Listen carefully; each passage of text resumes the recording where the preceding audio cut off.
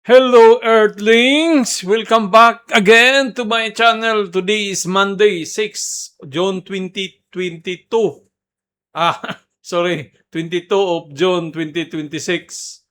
So, here we are again, reviewing for the Nasdaq and NYSE stock. So, we selected 3 from NYSE and 3 from Nasdaq. So we have TE, STG, NHA, and we have CDT, LESL, and XTS. So this is our review or stock for today's video. But don't forget again, if you are new to my channel, please subscribe. Click the subscribe button, the bell button, then like also our videos so it will be spread out. So next, kung Pilipino ka naman, nagtitrade sa Pinas, meron din tayong uploader sa Pinas Market, ano? So tara let's umpisan tayo dito sa NYSE. So napasama siya sa top 30 dito or top 10 ba yan? Include in the I forgot we are in English channel. Sorry. So T1 is having a free float of 200 million. So previously we are targeting this one. So we will remove this line in order for you to see it very clearly or to see it clearly, I mean. So here, TE1, it did or it broke already the 9.92 or this blue line. So now, where this T1 will go, here we have here the sell order block at the 1-day time frame, and I think this T1 is going to make an all-time high, all-time low. Sorry. Higher high, higher low, then maybe it will create another higher high. That's the good side. The bad side, if this one, if he will not break this 13, there is a possibility that when he reaches here, there is also a pullback because of this sell order block and might be bounce back and go up. But if this 9.92 is not strong enough, there is also a chance it will move to back to 7. So we will see what's and see for T1 energy. But in the long run for T1, we are seeing it did a cap pattern. So in the long-term investment, we are targeting to $35 for T1. So this is once he will reach this all-time high, this previous high, this 16. So there is a chance it will move to 35. So what is the target price of TradingView? So he has a $10 target price, $10 and $16. So because of this cap pattern, so that is why he has the average or maximum of $16. So we will see for T1 in the coming few weeks, days, or month even. So next we have STG. STG, Sunlands Technology from NYSE, having a free float of, I forgot to write down the free float, which is 4 million or almost 5 million, the free float. 5 million, but there's no too much movement. This top 5 in NYSE. Watch list. So let us check this.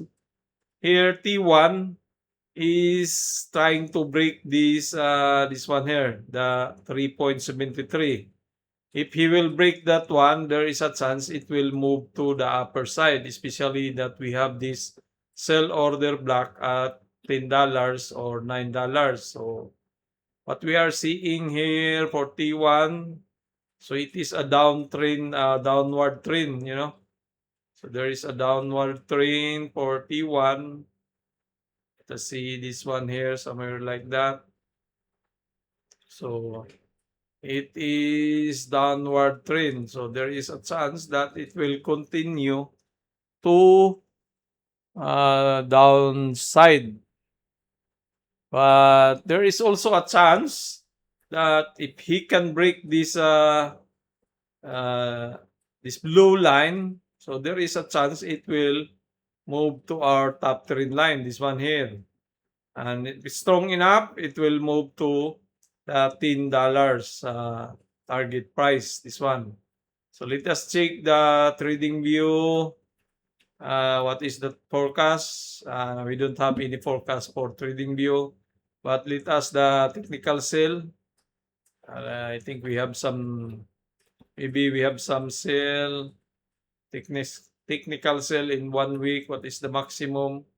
So we have 5, 6, 9. So yeah, there is a chance to reach here at $10 or $9 for STG. So he should break this one in order to make another new pattern or new direction, change of direction for STG. Next, we have ENHA. So we have previously reviewed with a free float of 69 million. So you see it go up and it will down, then before up. So it has removed this one. So now he is trying to break this blue line, the 4.6. So if he can break that one, there is also a chance it will move to the upper side for ENHE.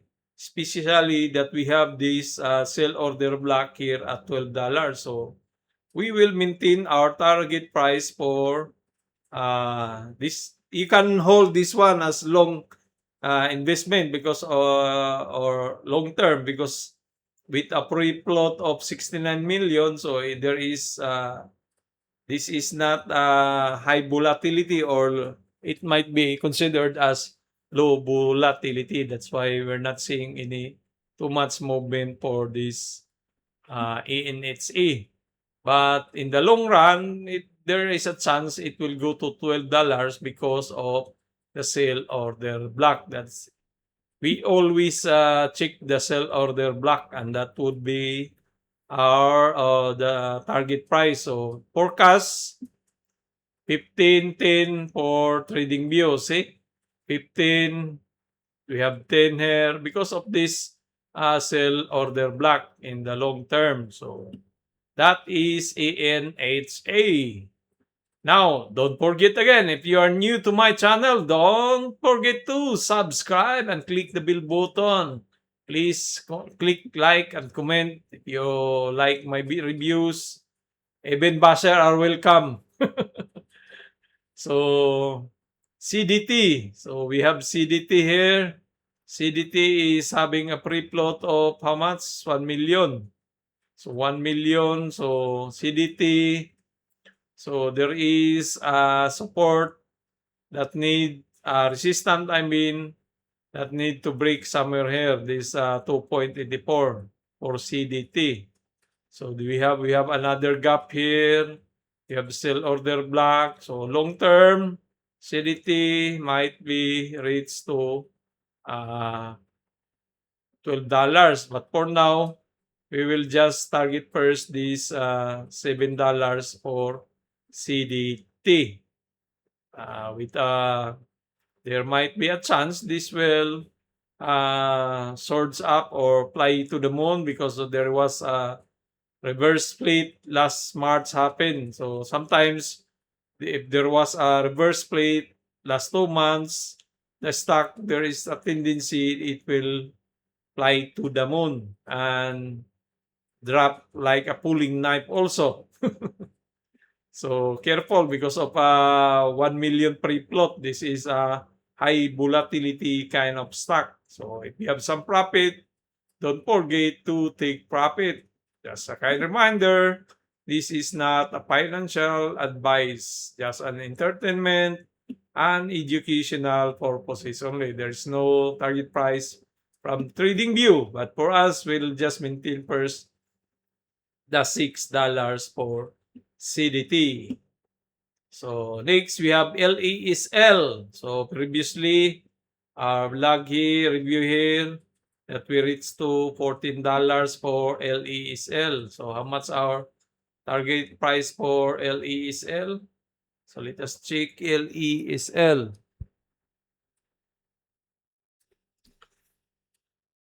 Target $7. So you have $7 our target price for LESL. Yeah. So now we already reached to $9. So almost 8. So we have to move our target price to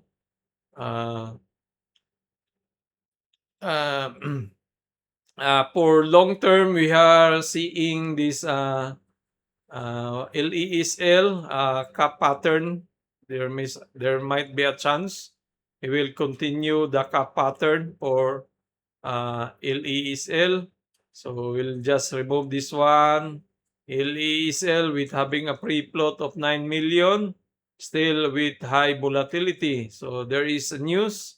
So earnings, Leslie, there was an earnings. So there is a chance for our target price for LESL is the $20 because of the cap pattern. So LESL should continue and break this one, the almost $10, and it should maintain to here. So there is a chance that LESL it might pull back and liquidate this buying or demand here. Then it will bounce back and strong enough. There is also a chance it move to $12 because of this sell order block. So, but in the long run, we will maintain first we will move our target price to $20 for LESL. What is the target price from TradingView? Forecast 1 year, it's downside target price, so be careful. But to us, it is looking good. There is a chance it moved to $20 for LESL. Next, we have NXTX. I think there are lot of being trapped here. I saw this one, but unfortunately, when I saw it, the price is somewhere here and it's very high. So I'm afraid to jump in. So that's why I just, for today's, I did not make any trade. So I just do this video. So once you see this, like a candle like this one, that is a big drop. That is a possibility of going down, or it will return to its original price before the maybe there is a chance it will go back to 6.67. So let us check the 2 minutes time frame. So there is a sell, this one signal about 5 minutes, not yet. So if this cannot hold this 15, if this NXTX will not hold this support here, there is a chance it will move to the other side. But if this one is strong enough, he should break this one, the 17, in order to move to the upper side. So I'm seeing here, so it did, or if this one will just all-time higher high, higher low, then make another higher high, that is good. But if this one will change its course, it will drop to because there is a gap here to go back to $6. So be careful. If you have some profit, better take some profit before it's too late. Because if you buy it in the open time, you have already for the price for now, you have already 60%. That's big enough, you know.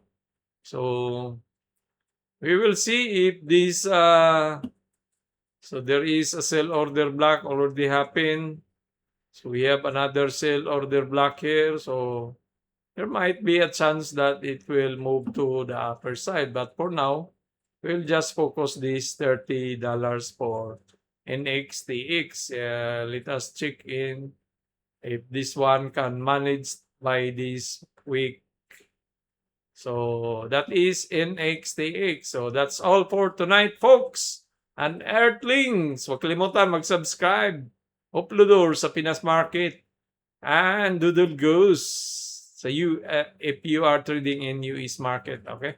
Thank you very much. Have a nice day and have a nice week. So hopefully we have a good week this week. Thank you very much. Babaus.